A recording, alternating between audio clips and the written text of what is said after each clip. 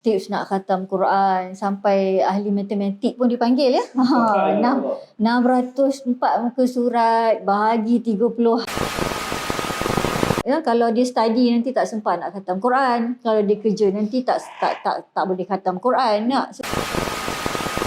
Nampaknya mesti Islam sebenarnya, tapi dia kata waktu kerja tak boleh baca Quran. Kerana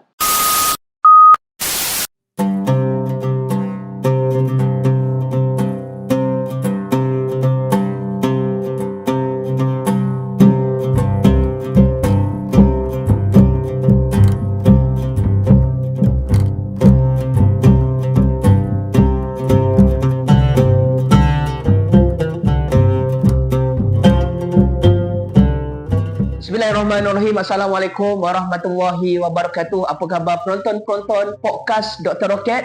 Dah kenapa? Syukur pada Allah Subhanahu Wa Taala. Pada episod pada kali ini sangat-sangat istimewa dan luar biasa sebab kita telah sampai ke bulan Ramadan yang mulia, bulan yang sangat kita nanti-nantikan, bulan yang kita rindukan.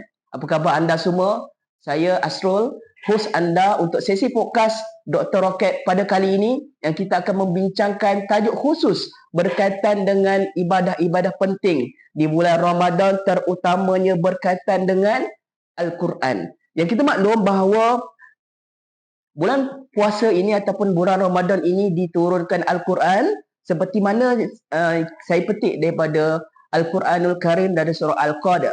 A'udzubillahi minasyaitonirrajim. Inna anzalnahu fi lailatul qadr. Sesungguhnya kami telah turunkan Al-Quran pada malam Qadr. Dan ada ayat yang kedua yang memaklumkan bahawa keistimewaan Al-Quran ini diturunkan pada bulan Ramadan dari surah Al-Baqarah ayat 185. A'udzubillahi minasyaitonirrajim. Bismillahirrahmanirrahim. Syahrul Ramadanal ladzi unzila fihi al-Quran hudan linnas wa bayyinatin minal huda wal furqan, yang bermaksud bulan Ramadan adalah bulan yang di dalamnya diturunkan Al-Quran sebagai petunjuk bagi manusia dan penjelasan mengenai petunjuk itu serta pembeza, iaitu antara hak dan batil. Dan insya-Allah pada hari ini kita ingin kupas tajuk yang sangat-sangat penting. Dah kenapa bulan puasa tak khatam Al-Quran?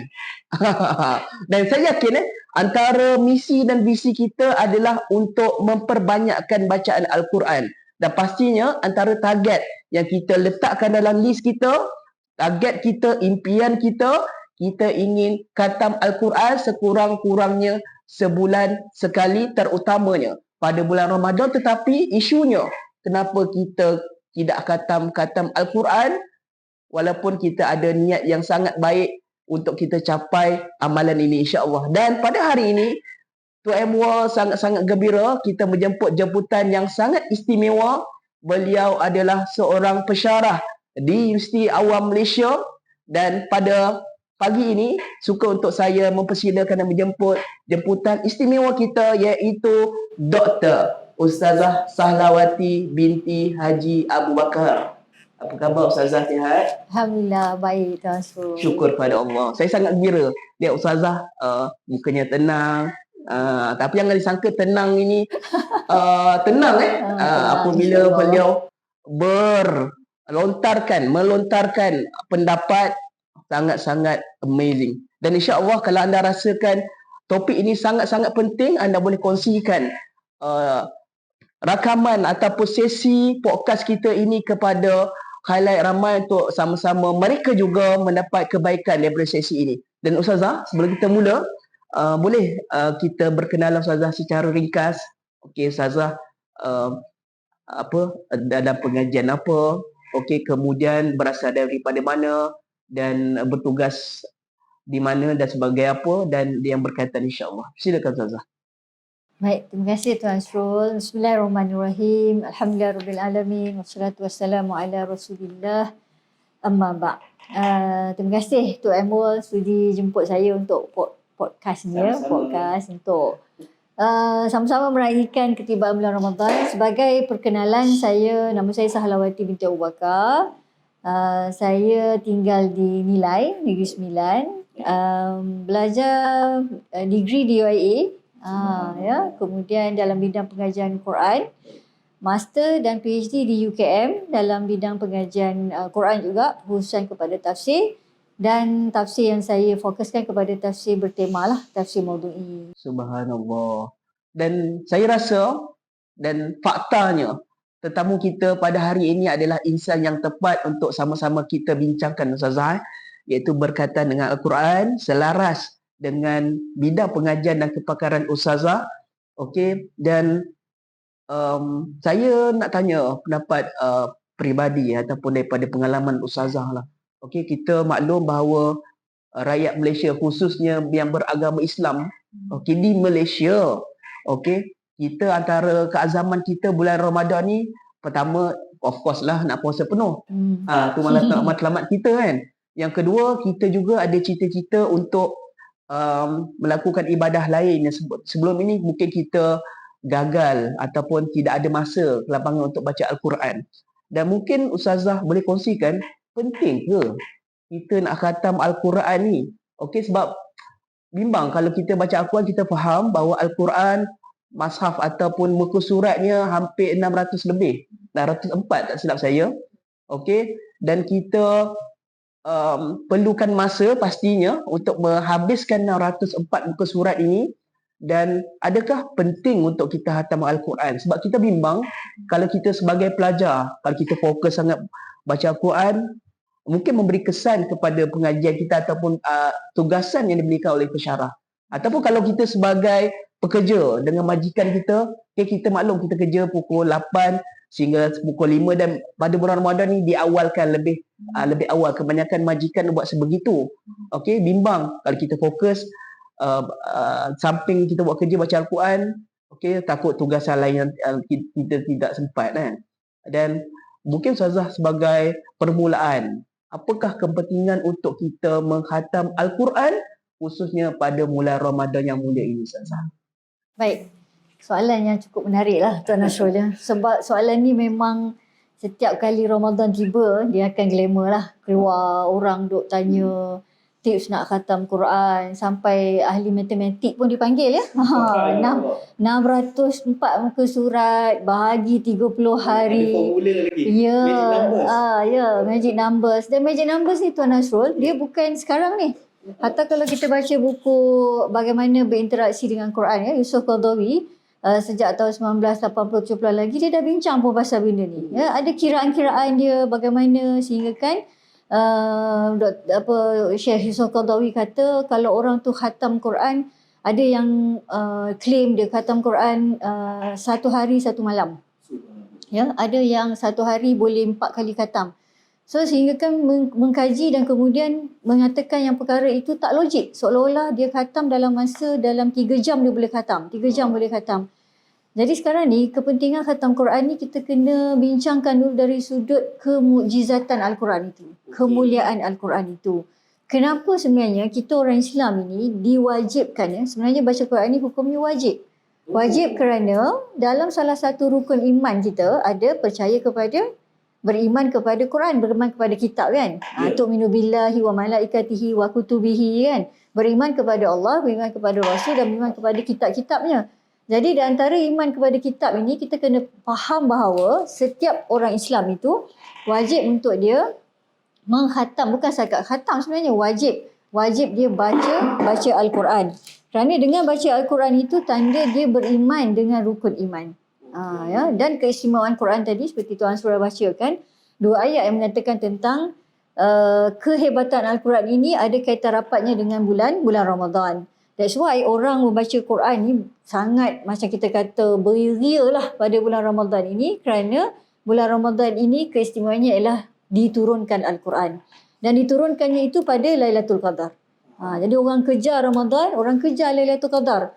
Lailatul Qadar ini ialah kita tahu dengan kelebihan dan sebagainya. Tapi yang utamanya bila dia kata inna anzalnahu fi lailatul qadar, Allah kata, firman, maknanya kami turunkannya, tu Quran pada Lailatul Qadar.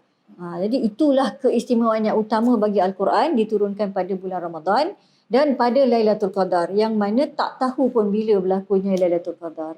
Jadi kepentingan utama Quran ini perlu dibaca ialah kerana iman tu tadi. Iman, akidah kita yang kita pegang kuat-kuat untuk kita baca Quran ini kerana ialah satu kewajipan. Ditambah pula lagi dengan bulan Ramadan ini, kesungguhan kita untuk baca Quran kerana dia diturunkan pada bulan Ramadan. Jadi ada dua tadi isu yang dibawa oleh Tuan Nasrul kan, iaitu sama ada seorang pelajar ataupun seorang pekerja yang nak kerja ataupun tak sempat pula. Ya, kalau dia study nanti tak sempat nak khatam Quran. Kalau dia kerja nanti tak boleh khatam Quran. Sebab satu hari ni kalau kita boleh baca lah Quran tu, mungkin kalau pelajar dia masuk kelas ya, sampai petang bila dia nak baca Quran. Ya, kalau kerja kita lah daripada 8 pagi sampai 4.30 pun memang tak boleh baca Quran. Ya, jadi sebenarnya isunya ialah bukan tak boleh khatam kerana kita belajar, bukan tak boleh khatam kita kerana kita kerja. Ya, dah kenapa pula kalau kita kerja ni kita tak boleh nak khatam kan? Cuma dalam isu ni memanglah susah sangat menitik beratkan tentang amanah kita dalam bekerja. Ya, sebab saya di UIS pun pihak pengurusan pun kata waktu kerja sebenarnya nampak mesti Islam sebenarnya, tapi dia kata waktu kerja tak boleh baca Quran. Oh, subhanallah. Ya, kerana walaupun dalam bulan Ramadan kita faham ada waktu-waktu yang dia kata kita bersyarah kan, kelas 8.10, 10.12 tak ada kelas, nampak free. Boleh ke baca Quran? Kalau kita ada kerja yang patut kita buat, kita kena semak tugasan pelajar, kita kena ada mesyuarat dan sebagainya. Kenapa kita kena baca Quran waktu tu? Jadi hak kerja tu sebenarnya kena jaga sungguh-sungguh supaya barakah kerja kat situ nak. Jadi memang isu lah timbul. Bila pula nak khatam Quran? Dah kerja apa semua. Sebenarnya kita ada masa yang banyak. Kalau kita tengok, kita kerja sampai 4.30. Tapi lepas 4.30 tu sampai rumah maghrib. Maghrib tu, malam tu sampai ke subuh tu kita ada berapa jam sebenarnya untuk kita baca. Jadi tak ada alasan lah kan. Dah kenapa dah bagi alasan pula? Yang pelajar pun, ya, kalau saya tanya student saya, sebenarnya banyak tidur je. Faham. Ya, tidur je kerja. Saya kata kalau dah hafal Quran sambil tidur tu tak ada masalah. Tapi dia tak hafal pun Qurannya. Jadi isu yang pertama sekarang ni saya rasa bukan isu tak sempat, tapi keinginan kita yang tinggi. Sebab kalau macam mana pun orang ni dia suka bagi alasan lah. Kenapa tak boleh baca Quran? Sebab saya hari ni sibuk. Hari ni saya tak boleh nak khatam Quran kalau sebabnya kerja saya tak boleh membenarkan saya kerja apa semua kan. Tapi sebenarnya kalau kita tengok tak ada isu pun. Tak ada isu yang menyebabkan orang sebab macam ni saya pun dengar satu kuliah lah kan, ustaz-ustaz ni bagi saya dengar juga. Dia kata kita kadang-kadang suka menyalahkan luaran ni, menyalahkan faktor luaran berbanding dalaman kita. Sebenarnya kita sendiri yang tak usaha, tak ada effort. Dan Allah SWT dia tahu kita ni punya kelemahan, punya kekurangan. Jadi tak adalah dia kata you mesti khatam, kalau tak khatam tu berdosa. Satu. Kalau you dah susun masa dengan baik dan tak diizinkan untuk khatam, sekurang-kurangnya satu kali lah. Sekurang-kurangnya paling pun satu kali dalam bulan Ramadan ini. Dah disusun dengan cantik sebenarnya waktu itu untuk kita dapat khatam. So, untuk kita faham apa yang dikongsikan oleh Ustazah, kepentingan untuk kita belajar Al-Quran ini ada dua kepentingan utama. Okey, yang pertama adalah iman. Okey, sebab kalau kita belajar sekolah rendah pun kita tahu rukun iman ada 6.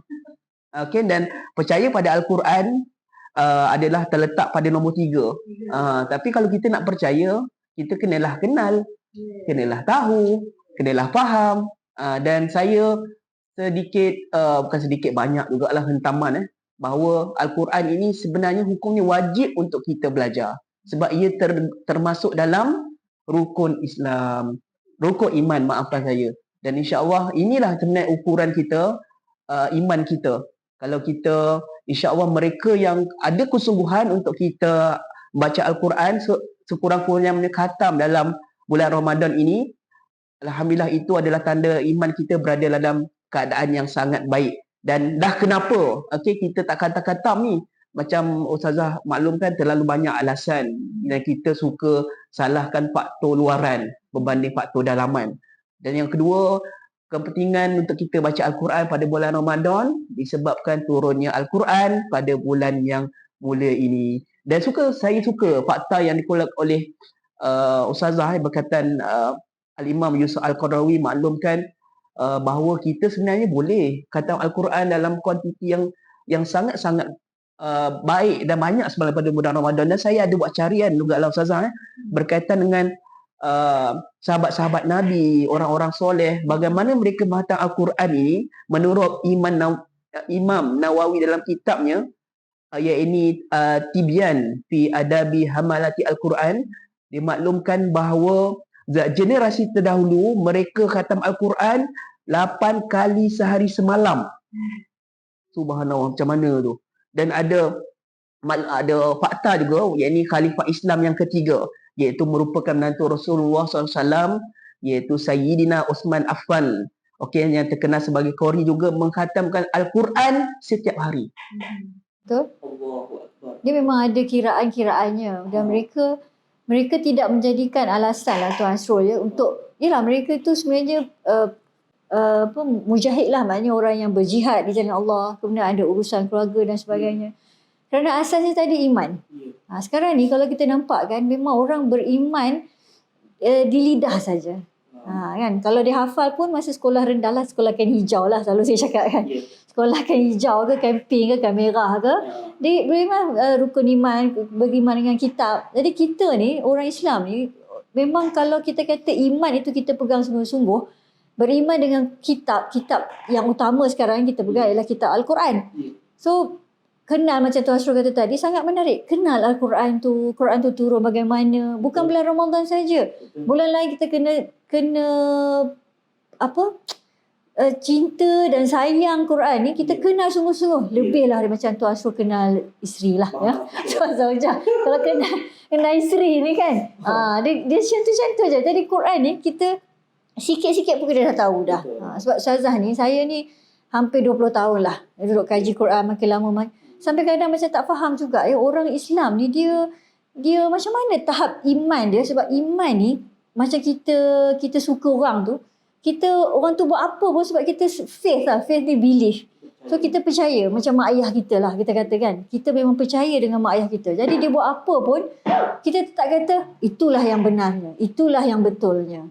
Jadi beriman dengan Quran pada asalnya, orang yang dah cinta kasih sayang Quran ni, dia tak kisah apa pun. Dia takkan tolak lah apa-apa yang tak beri kepentingan pada dia selain daripada Al-Quran. Dan Ustazah, saya nak tanyalah, kalau kita faham seperti yang dikongsikan, kita sebut bincang bersama, Yusuf Al-Qaradawi, Imam Malik, Sayyidina Osman, okey, mereka mampu membaca Al-Quran hampir setiap hari untuk khatam Al-Quran. Dan kita ini sebagai manusia biasa pun, seperti Ustazah sarankan kita untuk mengkhatam Al-Quran sekurang-kurangnya sekali dalam sebulan. Dan mungkin daripada pengalaman Ustazah, daripada kajian Ustazah ataupun pemerhatian Ustazah, apa sebenarnya punca dah kenapa netizen dan rakyat Malaysia khususnya, dan mungkin melibatkan dunia ni, gagal untuk kita khatam Al-Quran sekurang-kurangnya sekali dalam bulan Ramadan ini? Macam tadi saya bawa kepada dua faktor lah. Faktor dalaman, faktor luaran. Faktor dalaman ni, dia tidak ada keinginan yang tinggi untuk dia khatam Quran. Dia maknanya dia tidak menyusun, mungkin tak ada strategi. Ni nak khatam Quran ni kan ada strategi macam kita nak, yalah kalau pelajar ni selalu kita cakap kan, berapa halaman nak tulis, berapa bab nak tulis. So sekarang ni kita dah ada fixed number. Quran tu ada 640 surat. Yang betul Imam Syafi'i dia katakan kalau khatam satu hari 8 kali tu, dan dah dikira lah, Yusuf Qaradawi dah kira, Imam Nawawi dah kira. Tapi adalah juga pandangan macam Aisyah, dia ada juga mengkritik juga setengah orang yang kalau khatam banyak kali ni dipertikaikan juga tentang kualiti bacaannya. Hatta beliau mengatakan bahawa qara'ul Quran walam yaqra'u, maknanya baca Quran tapi macam tak baca Quran. Dia baca laju sangat sampai tak boleh faham apa yang dibaca. Yang itu dari sudut hukum ni, kalau kita tengok Yusuf Qaradawi, dia sebenarnya tak bersetuju dengan orang-orang yang baca khatam ni terlalu banyak. Sebab sekarang ni kalau dalam kiraan beliau, beliau kata yang paling nampak macam tak terkocoh-kocoh ialah dalam sebulan ini boleh sekurang-kurangnya 5 kali khatam. Maknanya dalam masa 6 hari atau 5 hari boleh sekali khatam. 5 hari, 6 hari. Tu saya kalau dengar kan orang, dia kata 5 hari, 5 Ramadan dia khatam, saya sejuk hati lah. Saya sejuk hati. Tapi kalau dia kata 2 hari dia dah khatam tu, Walaupun dia yalah kalau dia tak pergi mana, duduk mana pun, kita boleh rasa yang bagaimana ya kualiti bacaannya. Sebab ini yang disebutkan oleh Imam Nawawi tadi dalam kitab Tibyan fi Adab Hamlatil Quran. Kemudian Imam Yusuf Qaradawi ada mengatakan tentang isu ni dah bincang lama dah daripada dulu lagi.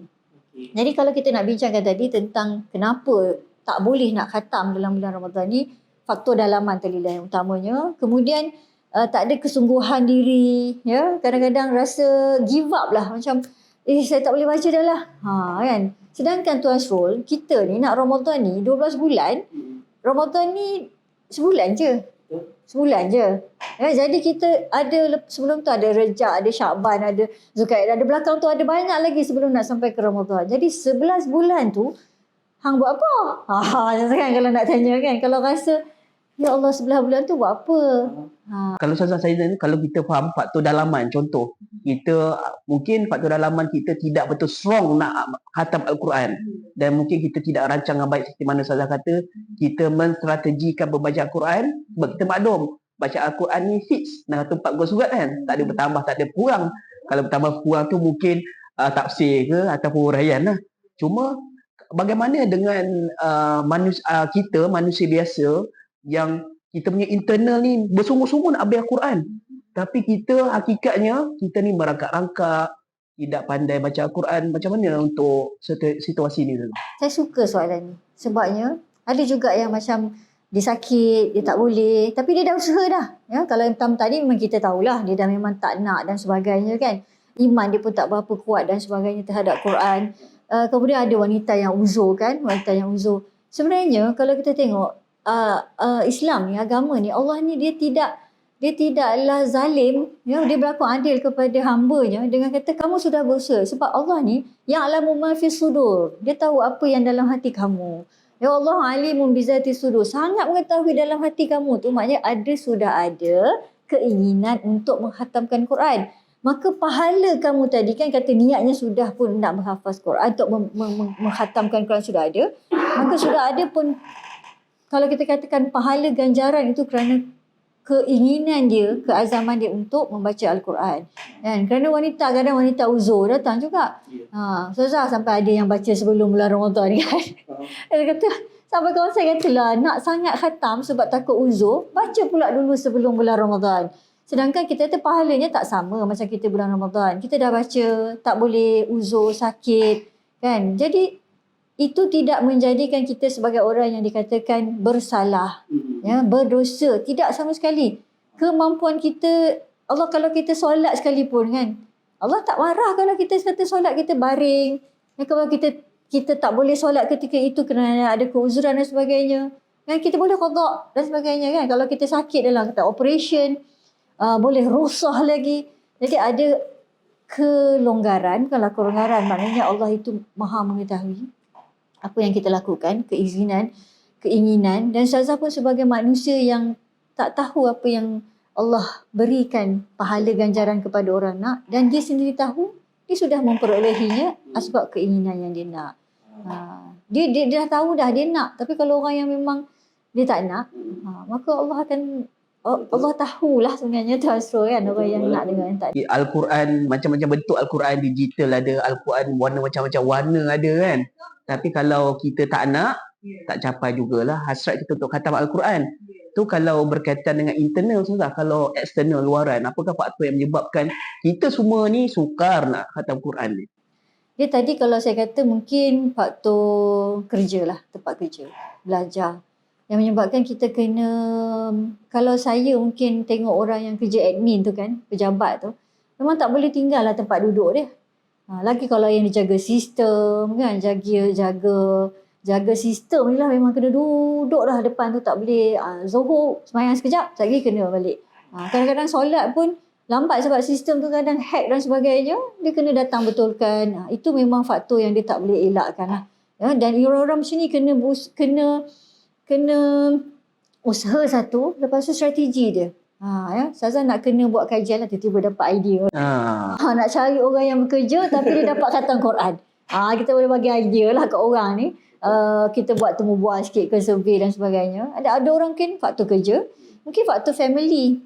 Ya, ada yang menguruskan anak, ya, sampai saya tengok kalau suri rumah apa ataupun family kerja balik. Kadang kita balik kerja pun orang katakan saya kerja. Lepas tu saya jaga sistem, jaga semua. Bila balik rumah, saya ada anak nak jaga.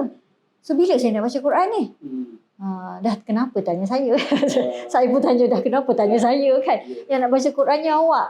Jadi kalau takkanlah kita nak suruh dia isi TM168 kan. Kalau saya suruh dia isi, faham ke kan? Dia isi waktu tu. Sebab kalau dia dah lancar, so Zah kata tadi, 11 bulan tu kita kena praktis baca.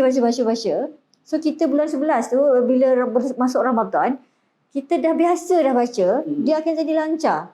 Dan dalam 11 bulan tu kita dah boleh agak rutin kita. Yang terkejutnya ialah bila penyimpan mohon-mohon besar umum, besok puasa. Barulah mengelabah. Nak urus anak dah apa. Sedangkan dah sebulan dah kan. Dah kenapa pula dah 11 bulan tu kita dah patutnya dah boleh ada rutin. Yang kita dah boleh bersedia setiap tahun pun sebenarnya. Kadang-kadang isu ni berlaku setiap tahun. Jadi kadang-kadang mentaliti, sikap, mindset orang-orang yang bila Ramadan baru dia nak sedar. Sedangkan orang yang disiplin, orang yang tahu, ya, macam tutup je Ramadan, 6 bulan pertama kalau orang ulama kan, 6 bulan pertama tu dia dah standby dah. Dia standby maknanya dia dah, orang kata apa, dia dah ambil mood ya untuk masuk 6 bulan yang seterusnya untuk sampai dia kepada Rejab, Syakban, Ramadan. Ya, paling minimum Rejab. Sebab kita Rejab kita dah bagi hina kan. Allahumma barik lana fi Rajab wa Syakban wa balighna Ramadan. So Ramadan tu dia dah bagi hint sekurangnya 2 bulan. Rejab tu dia dah bagi kita macam petanda kejap lagi nak masuk Ramadan. So apa persiapan anda? Allahu Akbar. Dan saya boleh rangkumkan untuk kita muhasabah diri. Okey, dah kenapa kita ni tak khatam Quran? Faktornya ada 2 kan. Iaitu dalaman dengan luaran. Dan insya-Allah sebenarnya untuk kita bersedia kedua faktor ini sangat-sangat penting adalah persiapan ataupun persediaan untuk kita pastikan kita boleh baca Al-Quran dengan sangat-sangat baik.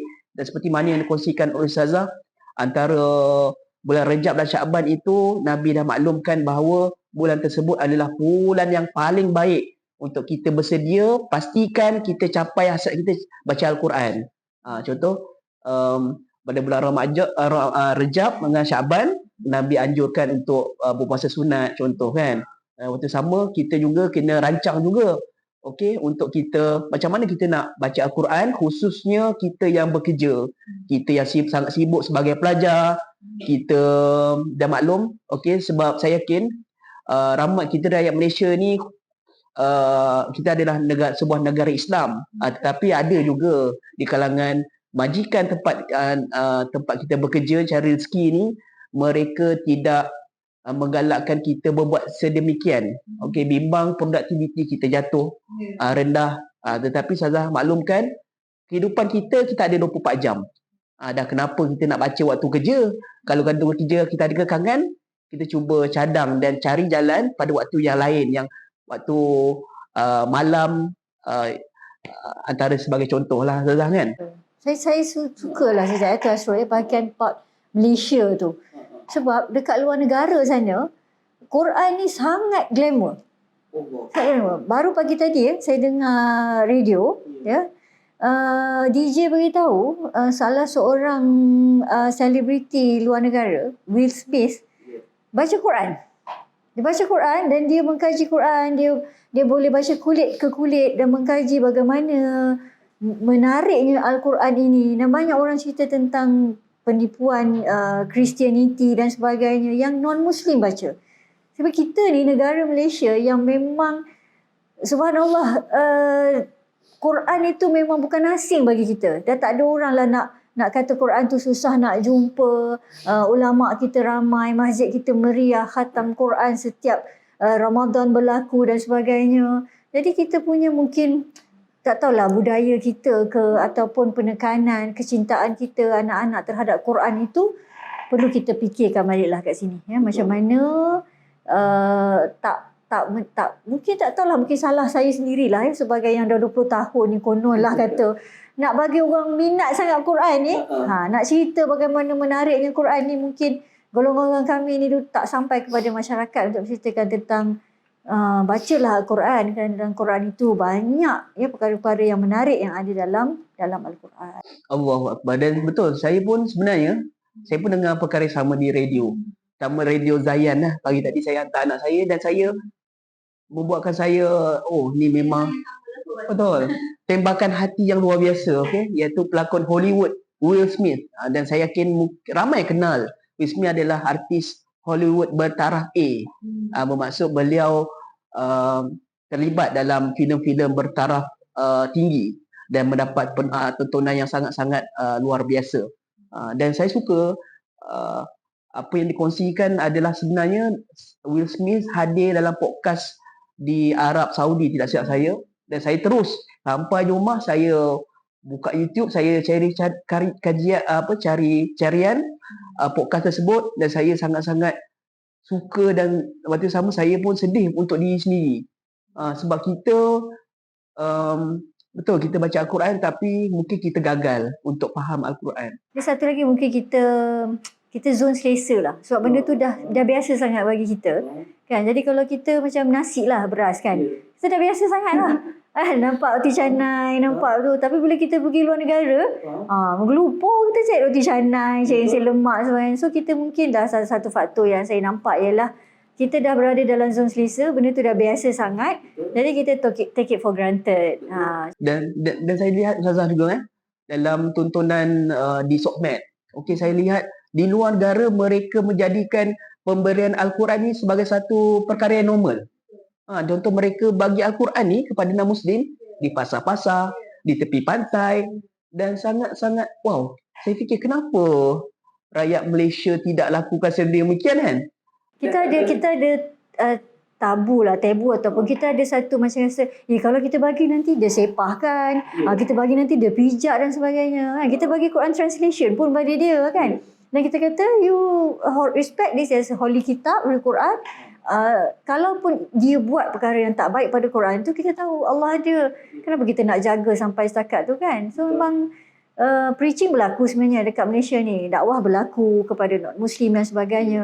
But openly macam tu memang kita tengok rare lah, jarang nak berlaku secara Allahu Akbar. Dan kita sebenarnya kita telah sampai untuk sesi yang pertama, dan insya-Allah pembincangan semakin hangat dan menggembirakan sebenarnya, khususnya berkaitan dengan pembacaan Al-Quran. Dan kenapa rakyat Malaysia netizen ini tidak khatam Al-Quran pada bulan Ramadan. Dan insya-Allah kita akan berehat sebentar untuk kita dapatkan energi dan tenaga luar biasa untuk sesi seterusnya. InsyaAllah bertemu kita selepas ini.